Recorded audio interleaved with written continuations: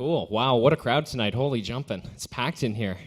So tonight I'm going to talk a little bit about the cannabis industry. I'm going to talk a little bit about the lessons we've learned along the way. We started the company in 2014 with two guys at my dining room table, and we just hired our 100th employee last week. So it's been a ride. But before I start, I think the most important kind of elephant in the room to address is all these fun jokes about cannabis. So who likes cannabis? And who's stoked that it's going to be legal in 30 days? That's pretty cool. I never thought I'd see that coming. Awesome. So who's this guy on stage? Well, that's me. I started Ample Organics 4 years ago. That's the big 4 birthday cake. We celebrated that on August 1st. Ample kind of, came about in a weird way. It started with a girl.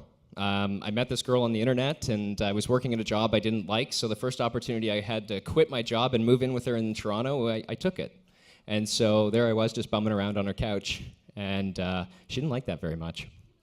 So after a while, she told me to go get a job, and I was looking, and apparently that wasn't fast enough, so she sent me to work with her brother, and while I was there, I had the opportunity to contribute to writing the first application to become a licensed producer in Canada, and that was for the Peace Naturals project in August of 2012. They ultimately received their license in December of 2012. So in terms of dog years in the cannabis industry, I should be in a wheelchair by now. So, how did Ample start? Well, we initially kind of thought we wanted to be a grower like Peace Naturals, and when we looked at that in early 2014, after choosing a 100,000 square foot facility, getting ready for $6 million worth of renovation and putting together a senior management team, we realized that 1,600 other companies had the same idea. So the only winner in a knife fight is the guy selling knives. So we decided to sell some tools for the trade. The problem with the cannabis industry back then was that really there wasn't any software to service anything. So, when we did the Peace Naturals application, we said, go get yourself an ERP system. It's going to do everything you want it to do, from, your accounting to your invoicing to your supply chain traceability. And that implementation ended in litigation. So obviously, it was a really brilliant idea on my part. So, in a way, we found our niche.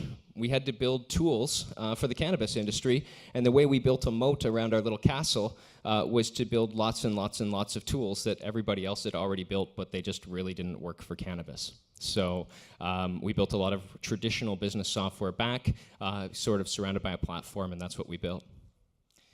And sort of, as we grew, we started getting market share. So in 2015, we had 4 customers. Last week, we onlined our 100th Canadian customer, so we're very excited about that. There's only 130 licensed producers in the entire country, so that's actually most of them, so that's pretty good. And having that type of market share allows us to gather really good product requirements and information out of our clients and bring that back and build better products. One of the reasons for our success in cannabis is because we focused on building software. We had opportunities along the way to build websites that would aggregate product from multiple licensed producers and allow patients to access a variety of cannabis options, but ultimately that just ends up competing with our customers. And so we knew that if we competed with our customers, then the bullseye's on our back. So we focused on software, and that's how we got here. And so our customers think of us as partners over vendors. They look to us when they're launching new branding initiatives, new recreational strategies, when they're expanding their facilities or expanding internationally. And now today we have operations on 5 different continents, whether it's Australia, South America, Central America, Europe, or North America. It's very exciting times. So to talk a little bit about where it goes next, I think I just want to share a little bit about the Canadian opportunity. I've got about a minute left, so time's ticking here. So, we've been paying attention to cannabis in Canada, and it's cool and stuff, but it's easy to get lost in all the hype and what's going on because, hey, cool, weed's becoming legal. But what Canada has built is the most sophisticated cannabis industry anywhere in the world. Canopy Growth just placed $5 billion in their last bought deal by Constellation Brands. We now have the largest cannabis companies in the world here, and they operate on international standards. So as this industry evolves, we're going to be pushing this business into new areas. So our customers are expanding to Colombia, to Australia, to Europe. So Canada's really positioning itself as a world leader on the cannabis stage, and that's something we should all be so proud of. So moving forward, when we think about cannabis, the big opportunity lies in the molecule, and this is the thought I want to leave you with. The days of growing cannabis plants in your basement to get, a couple hundred grams of bud are over. You know, when we can plant 1,000 acres of cannabis that isn't super high quality, but then we can take that down and extract it and pull those active ingredients right out of the plant, that's going to be the future. And that's going to be your topicals, that's going to be your edibles, that's going to be your vape cartridges, and that's where the world is going to go. And we should be pretty excited about that. Thank you.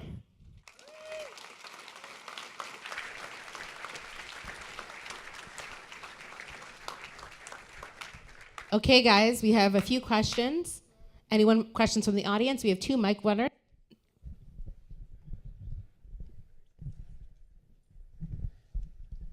Hey, John, who's your favorite partner company that might be in the room here today? Just wondering. Well, Noah, funny you should ask. We recently partnered with this really cool patient data collection tool called StrainPrint. Yeah, okay. Yeah. Thank you. No problem. And it's important because now we can complete the data story from the grow room to what the patient's actually experiencing. And that's going to push medicine forward, and it's actually a big deal. Congratulations, Noah.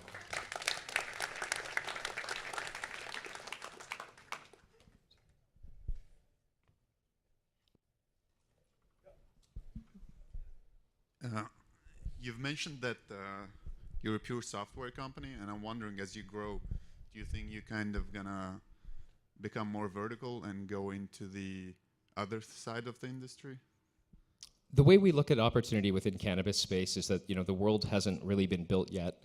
Traditional industries have all of these, you know, traditional supply chain solutions and traceability solutions and procurement solutions, but cannabis is a little different in that we have a lot of metadata that needs to be passed along with the product at every stage of the process.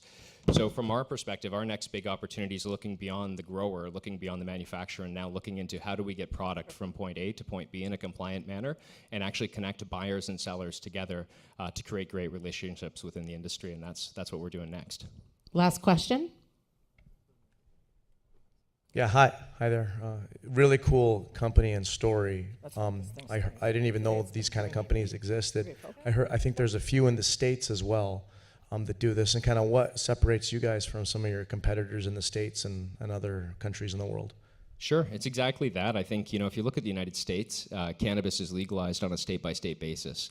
So if you look at that market holistically, you're getting a wide swath of small mom-and-pop operators. Most of the growing facilities might be 20,000 to 40,000 square feet, whereas in Canada, we're standing up facilities that are 1.5 million square feet, 2 million square feet, 4 million square feet. That's 50 acres of land under glass. So the sophistication level, the enterprise scale of what we're doing in Canada is night and day different to what you're seeing in California, Colorado, and other places. You know, kind of going from that, I would just say that when the US does finally legalize cannabis federally, their regulations are going to look a lot more like ours than they do right now. Thank you.